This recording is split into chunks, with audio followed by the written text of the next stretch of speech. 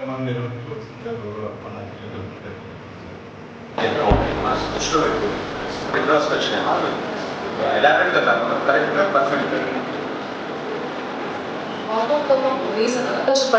బట్టి అట్లా అవాయిడ్ చేసినది sir. It is not like ఒక కాన్స్టిట్యున్సీ అగ్రికల్చర్ అప్పుడు చెప్పినట్టు. సో ఫస్ట్ ఇస్ అగ్రికల్చర్ వేజెస్కి మనకు పొలం తెలుస్తుంది, పొలం పడి దీనిపైన ఎక్కువ ఇచ్చుకున్నారు sir. So district officer salary మనకు సాయిల్ హెల్త్ అండ్ ఫెర్టిలిటీ పైన రైతు సేవా కేంద్రాల మేనేజ్మెంట్కి అదే సార్ అగ్రికల్చర్ సైడ్. సింగిల్ లైన్లో వచ్చేసి 40,000 per kilometer ఇస్తారు సార్. అలా డబుల్ లైన్లో వచ్చి 50,000 per kilometer ఇస్తున్నారు సార్.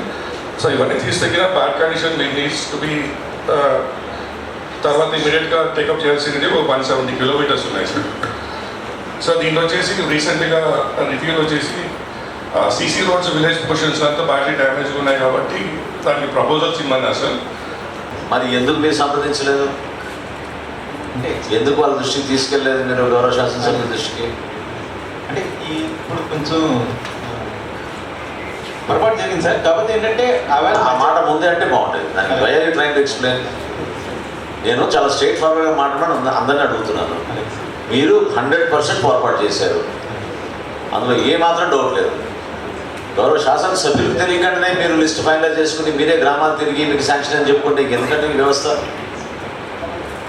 ఎందుకు మారడం లేదు ఆఫీసర్స్? ఇట్లా మొదటిసారి డిఆర్సీ నుంచి ఇదే చెప్పుకుంటూ వస్తున్నాం కదా మనం. No, you must issue show cause notice. Correct.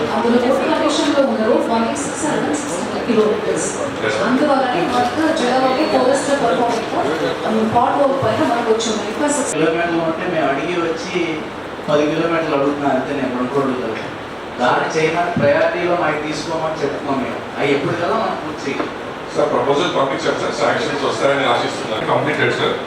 ఇంకొక 17 numbers వచ్చేసి ఇన్ ప్రోగ్రెస్లో ఉన్నాయి sir. 50 to be started sir. So ఇవన్నీ కూడా కంప్లీట్ అవుతాయి కదా. సో కొంచెం బాగా పెరగడానికి చాలా ఉన్నాయి సార్. ఈడీ యాక్ట్ కానివ్వండి, క్రిమినల్ కేసెస్, అదేవిధంగా రెవెన్యూ రికవరీ యాక్ట్ కూడా ఆల్రెడీ స్టార్ట్ చేశాం. ఆల్రెడీ చాలా కంపెనీల మీద ఫైల్ చేశాం. రెవెన్యూ రికవరీ యాక్ట్ కూడా ఇమీడియట్గా ఏ విధంగా ఎన్ఫోర్స్ చేయాలో చెప్తామని చెప్పేసి కూడా కలెక్టర్ గారు కూడా దాన్ని పరిశీలిస్తారని చెప్పేసి మనం చేస్తాం. మరి కొత్త ఇళ్ళు కూడా ఈ నెలలో గ్యారంటీగా వస్తాయని చెప్పేసి మేము భావిస్తూ ఉన్నాం. ఇప్పటికీ 10,48,000 మంది అప్లై చేసుకున్నారు.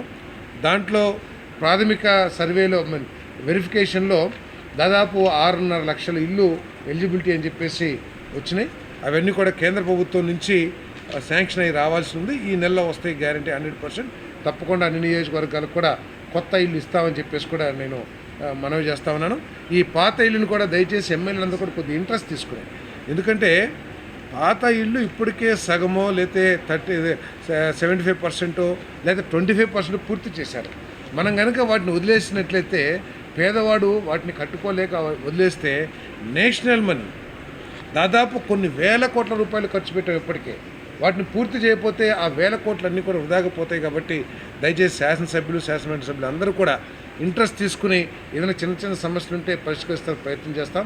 ఈ సంవత్సరం దానికి ఇన్ఫ్రాస్ట్రక్చర్ కూడా కేటాయించమని చెప్పేసి ముఖ్యమంత్రి గారిని కోరాం. ఎందుకంటే చాలా చోట్ల మన ఏలూరులోనే పెద్ద లేఅవుట్లు ఒక్కొక్కటి 2-3 వేల ఇల్లు ఉన్నాయి. దాంట్లో రోడ్లు లేవు, మంచినీళ్ళు లేవన్నారు. ఈసారి శాస్కి కింద దానికి కొన్ని నిధులు శాంక్షన్ చేయించాలని చెప్పేసి మరి ప్రయత్నం చేశాం. మరి మన ఇన్ఛార్జ్ మంత్రి గారి సహకారం కూడా తీసుకుని వాటిని కూడా శాంక్షన్ చేసి కొంత ఇన్ఫ్రాస్ట్రక్చర్ కూడా క్రియేట్ చేస్తామని చెప్పేసి మనం చేస్తాను. మరి ఈ సందర్భంగా జిల్లా అధికార యంత్రాంగాన్ని నేను ప్రత్యేకంగా అభినందిస్తూ ఉన్నాను. మరి ఏలూరు జిల్లా రాష్ట్రంలో చాలా జిల్లాల కంటే కూడా ముందంజలో ఉండే విధంగా వారి పనితీరు ఉంది. వారిని ప్రత్యేకంగా అందరినీ అభినందిస్తూ ఉన్నాను. మరి దాన్ని ఇంకా ముందుకు ఈరోజు ఏలూరు జిల్లా సమీక్షా సమావేశం. నాతో పాటు సహచార మంత్రివర్యులు గౌరవనీయులు పార్థసారథి గారు, గౌరవ శాసనసభ్యులు ధర్మరాజు గారు, చింతమనేని ప్రభాకర్ గారు, రోషన్ గారు, వెంకటరాజు గారు, బాలరాజు గారు, అదేవిధంగా గౌరవ శాసనమండలి సభ్యులు రవీందర్ గారు కలెక్టర్ గారి ఆధ్వర్యంలో గత సంవత్సరం నుంచి వివిధ శాఖల్లో పనితీరు పైన గౌరవ ముఖ్యమంత్రి గారు ఎప్పటికప్పుడు పబ్లిక్ పర్సెప్షన్ రిపోర్టు అది పాజిటివ్గా ఉందా నెగిటివ్గా ఉందా అనేది పారదర్శకంగా ప్రతి ఒక్కరు తెలియాలనే ఉద్దేశంతో డాష్బోర్డ్ క్రియేట్ చేసి కలెక్టర్ గారికి ప్రతి నెల అందిస్తూ ఉన్నారు. దీనిపైన మనం జరిగిన సమీక్షా సమావేశంలో కూడా ఒక నిర్ణయం తీసుకుని మనమే ఒక అడుగు ముందుకేసి ఈ 14 డిపార్ట్మెంట్లని మనం సమీక్షించుకుని లోటుపాట్లని మనం ఐడెంటిఫై చేసి ఒక టార్గెట్ పెట్టుకుని ఖచ్చితంగా 10 నుంచి 15% మనం పెంచే విధంగా పాజిటివ్ పర్సెప్షన్ పెంచే విధంగా కొన్ని చర్యలు తీసుకోవాలి. దానికి అనుగుణంగా గౌరవ ప్రజాప్రతినిధులు అందరూ కూడా సహకరించి క్షేత్రస్థాయిలో మౌలిక సదుపాయాల కల్పనలో కానివ్వండి లేదా పౌరులకు అందించాల్సిన సేవలో కానివ్వండి డిపార్ట్మెంట్ అధికారులు కూడా అలర్ట్ అవ్వాలనే ఉద్దేశంతో ఈరోజు చాలా లోతుగా మేము సమీక్షించాం. ఈ 12 డిపార్ట్మెంట్లు సమీక్షించిన తర్వాత ఖచ్చితంగా జూన్ మాసానికల్లా మన కల్లా విద్యార్థులు తిరిగి వచ్చే టైం కల్లా ఈ పనులన్నీ కూడా పూర్తి చేసుకునే విధంగా ఒక కార్యాచరణ సిద్ధం చేయమని చెప్పడం జరిగింది. దానిపైన ప్రత్యేకంగా ఫోకస్ పెట్టాం.